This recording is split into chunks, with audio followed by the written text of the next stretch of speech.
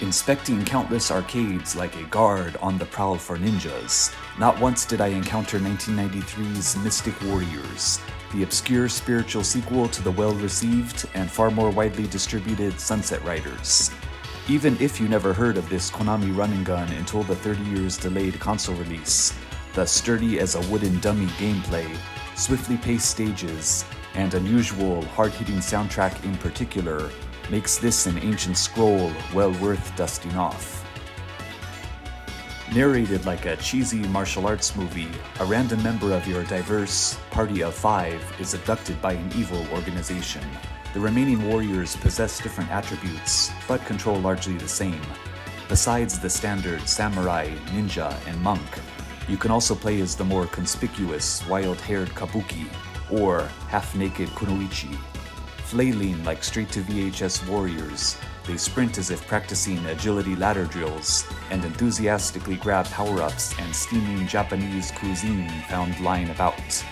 At first, the relatively large characters feel slightly awkward amongst the overwhelming action and occasionally cramped stages. Through repeatedly tossing shurikens and more powerful melee attacks towards thousands of soldiers and frequent ridiculously equipped bosses, you'll discover previously unnoticed graphical details and enemy pattern insight. Rather than growing dull, this 50-minute whirlwind becomes increasingly engaging through replays. While the graphics are highly pleasant, there's occasional awkwardness in how particular sprites clash. Characters are highly stylized, favoring pastel colors or deeper saturations of blue, yellow, violet, and pink. They blend in perfectly with more scenic backgrounds, such as a blinding pink sunset where you battle skiing down a mountain, or a brilliantly lit underground minecart level. Almost wasting artistry, an impressively drawn pagoda is viewable for just mere seconds after toppling the final boss. However, modern buildings, infrastructure, and vehicles borrow from the same harsh military aesthetic as an 80s Data East or Taito action game. Pea greens and weathered grays unwelcomely impose on the game's enchanting Easter egg palette.